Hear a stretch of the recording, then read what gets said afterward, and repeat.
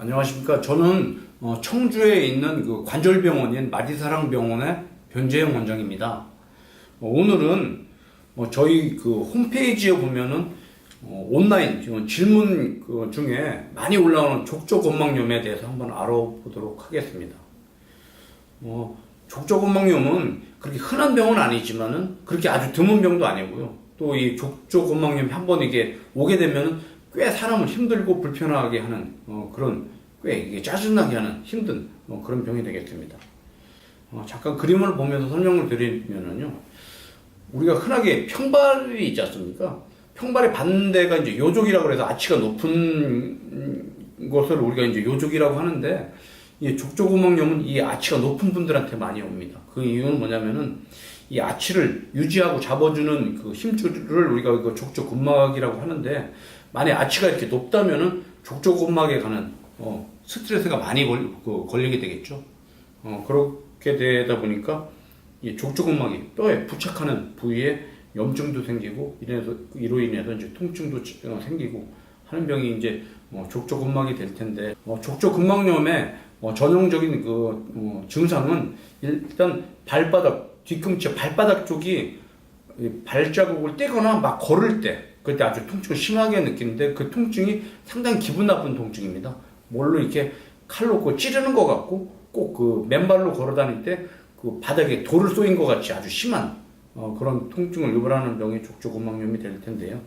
주로 통증을 유발하는 것은 현재 이렇게 그림에 나와 있듯이 발 뒤꿈치 쪽이 되겠습니다. 잠깐 해부 사진을 보면서 설명을 드리면은요, 이게 발바닥 이제 사진이 되겠는데요. 여기 보시면 이렇게 하얗게 있는 부분이 족저근막이 되는데, 발 뒤꿈치에서는 종골이라고 하는 아주 좁은 부위에서 이렇게 붙어서 발바닥 쪽으로 이렇게 발가락 쪽으로 쭉 넓게 이렇게 퍼져나가서 붙게 됩니다. 그러다 보니까 넓은 부위에서는 염증이 잘 안 생기고요.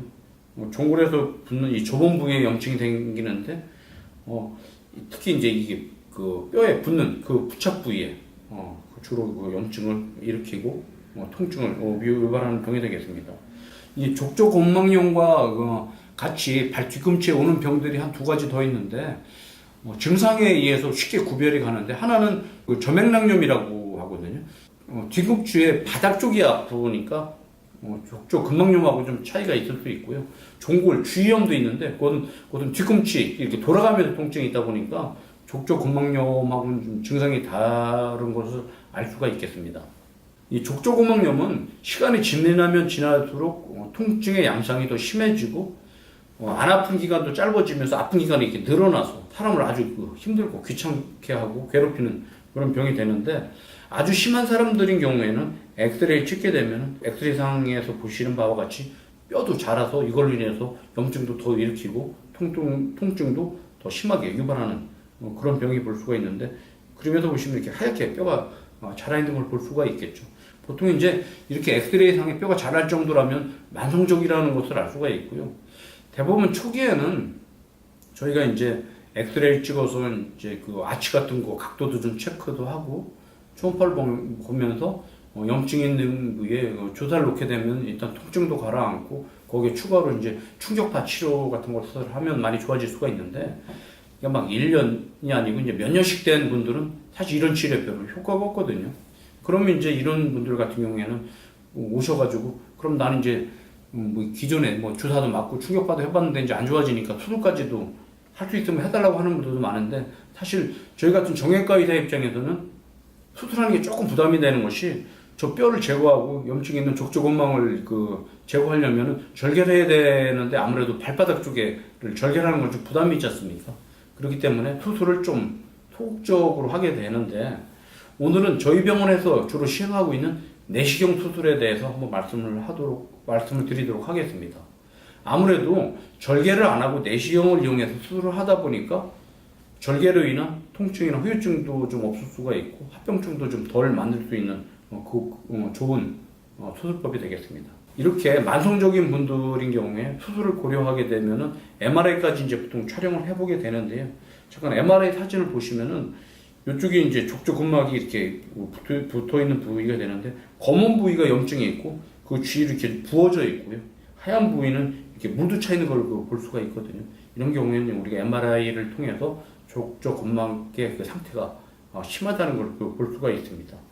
지금 MRI 찍으신 분 같은 경우에도 30대 한 후반 정도 됐던 남자분인데 자기는 몇 년 동안 고생을 해서 도저히 못 견디겠다고 이제 수술을 좀 꼭 했으면 해서 이제 진행을 했던 분인데, 보통 이렇게 만성적으로 통증이 잘 해결 안 되는 족저근막 같은 영혼 같은 경우에 저는 내시경을 이용해서 수술을 하고 있습니다. 보시면은 이건 실제 이제 수술하는 사진을 조금 쭉 찍어놓은 건데, 발목 안쪽하고 바깥쪽에 가는 구멍을 뚫어서 한쪽에는 이렇게 카메라가 들어갑니다. 이쪽 좌측에 있는 것이 카메라가 되겠고요. 우측에 들어가는 것이 이제 염증을 제거하는 수술 기구가 되는데, 이렇게 절개 없이 한쪽엔 카메라, 한쪽에는 수술 기구를 이용해서 수술을 하게 됩니다. 보통 이제 이런 환자분들을 우리가 이제 카메라를 넣어 보게 되면은 좌측에는 이게 족저근막 그 동영상이 되는데 상당히 너덜거리는 걸 볼 수가 있죠. 이쪽에 보시면 이렇게 톡 돌출되어 나온 것이 뼈, 아까 엑스레이상에 보였던 그 뼈가 되겠습니다. 수술을 하게 되면 이렇게 너덜거리는 족저근막염은 다듬어서 제거를 해야 되겠고요. 자라있는 뼈도 제거를 해야 통증도 더 이제 많이 해결이 될 수가 있겠죠. 다음 동영상은 뼈를 지금 갈아내고 있는 사진이 되겠고요. 이렇게 자라있는 뼈를 제거하는 것에 동반돼서 족저근막 염증도 제거한 사진이 옆에 동영상으로 보이고 있습니다.